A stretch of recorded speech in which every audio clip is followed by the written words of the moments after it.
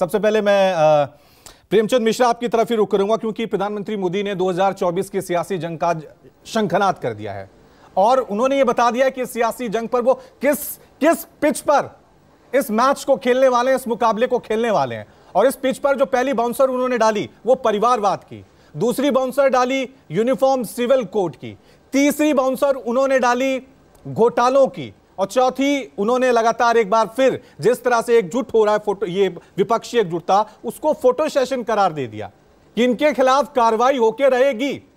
आप किस तरह से जो आज बाउंसर डाली है पीएम मोदी ने, कैसे जवाब देंगे इन बाउंसर्स का?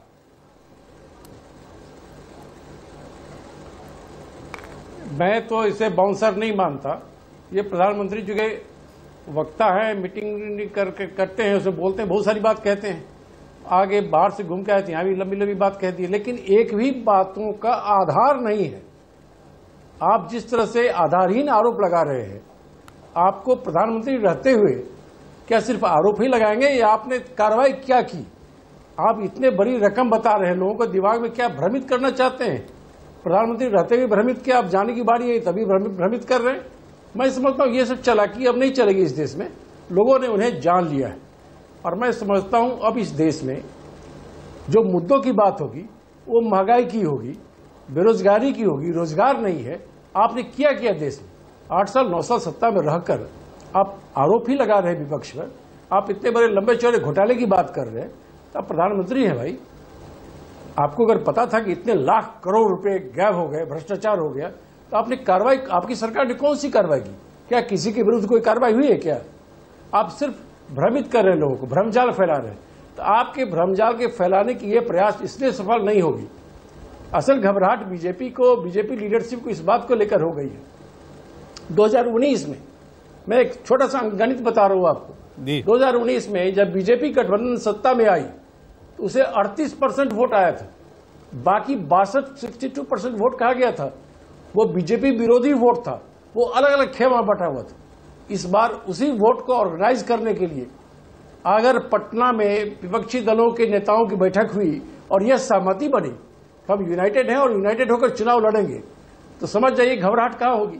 तो घबराहट में ये लोग टॉप टू बॉटम जितनी लीडरशिप है बीजेपी की, वो बहुत सारी ऐसी बातें कर रहे हैं जो अपने आप में हास्यास्पद है। मैं समझता हूं इन्हें अभी भी असेसमेंट करना चाहिए। इन 9 वर्षों में आपने उन वादों में से क्या एक भी वादा पूरा किया जो आप जनता से कह के चुनकर आए थे? हम ये करेंगे वो करेंगे, आपने कुछ किया नहीं। तो आपकी बातों क्या भरोसा? अब आप कह रहे हैं कार्रवाई करेंगे, छोड़ेंगे नहीं। अरे 9 साल रह के आपने कुछ कार्रवाई नहीं की भ्रष्टाचार पर, अब क्या करेंगे? आपके बैंकों के लाखों लाख करोड़ लेके लोग भाग गए, उसमें से किसी को पकड़ा क्या? किसी के खिलाफ ईडी ने कोई कार्रवाई की क्या? ये जनता को बताना चाहिए ना। रोजगार क्यों छीन गए? 2 करोड़ नौकरी देने वाले थे, आज कहीं नौकरी नहीं है, रोजगार नहीं है। ठीक है, लेकिन मिश्रा साहब देना पड़ेगा। मिश्रा साहब, एक उन्होंने जो हमला किया वो परिवारवाद, कि अगर आपको कांग्रेस को जिताना है, राहुल गांधी के परिवार को बचाना है तो कांग्रेस को वोट दीजिए, अगर आपको अखिलेश के परिवार को आगे बढ़ाना है तो आप समाजवादी पार्टी को वोट दीजिए। उधर शरद पवार पे भी परिवारवाद के नाम पे निशाना साधा, लालू यादव पे उन्होंने परिवारवाद के नाम पे निशाना साधा। ये सब पुरानी बातें हो गई हैं, घिसी पिटी बातें हैं, बार बार यही बातों को तो रखते हैं, वो इन्हीं बातों को रिपीट कर रहे हैं ना। उन्हें अपने क्रियाकलापों के बारे में बात करनी चाहिए कि भाई इतना दिन प्रधानमंत्री रह लिया है, चुनाव आ रहा है, मैंने ये काम किया।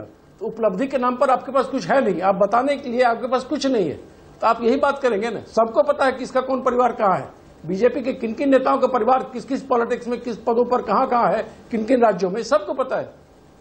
तमाम चीजें जब खुलेंगी तो बहुत बातें खुलेंगी, उसमें कोई आपत्ति नहीं, आप भाषण दीजिए ना। लेकिन मैं समझता हूं इनको अपना असेसमेंट करना चाहिए कार्यों का कि महंगाई क्यों आसमान छू गई, डीजल पेट्रोल रसोई गैस की कीमतें क्यों इतनी बढ़ गई, आपने उसे रोकने का काम क्यों नहीं किया? बैंकों का 1000 करोड़ लेके लोग भागे, आपने क्यों नहीं किसी को पकड़ा? अब क्या बात कर रहे हैं? इन बातों का जवाब प्रधानमंत्री को देना चाहिए जो नहीं दे रहे, इस पर चर्चा नहीं करना चाहते। वो परिवारवाद मुद्दा नहीं होगा 2024 में, परिवारवाद मुद्दा नहीं होगा क्या? को नहीं ढक सकते 2024 में परिवारवाद, क्योंकि बीजेपी तो इसे मुद्दा बनाने को तैयार महंगाई होगी। मुद्दा अरे बनाए ना, मुद्दा कौन रोक रहा है? उनको मुद्दा बनाना ही चाहिए, लेकिन उनको ये इन बातों का जवाब देना पड़ेगा कि महंगाई इतनी क्यों बढ़ गई, आपने क्यों नहीं किसी को पकड़ा? किसी कालाबाजारी को पकड़ा है क्या? कहीं से खबर आई है? कहीं पर छापा मारा, कहीं पर पकड़े गए, इतने सारे अनाज पकड़े गए। उन्होंने घोटाले गिनाए, कोई कार्रवाई नहीं, उन्होंने घोटाले गिनाया, कोयला घोटाला गिनाया, सबमरीन घोटाला गिनाया, कॉमनवेल्थ का घोटाला गिनाया कि देखिए उस वक्त कितने घोटालों की खबर आती थी और आज कुछ नहीं। ये सब हाँ ठीक है, जिन जिन घोटालों का उन्होंने नाम लिया, इस पर इतने सालों के बावजूद कोई कार्रवाई हुई क्या? कुछ सच्चाई सामने आई क्या?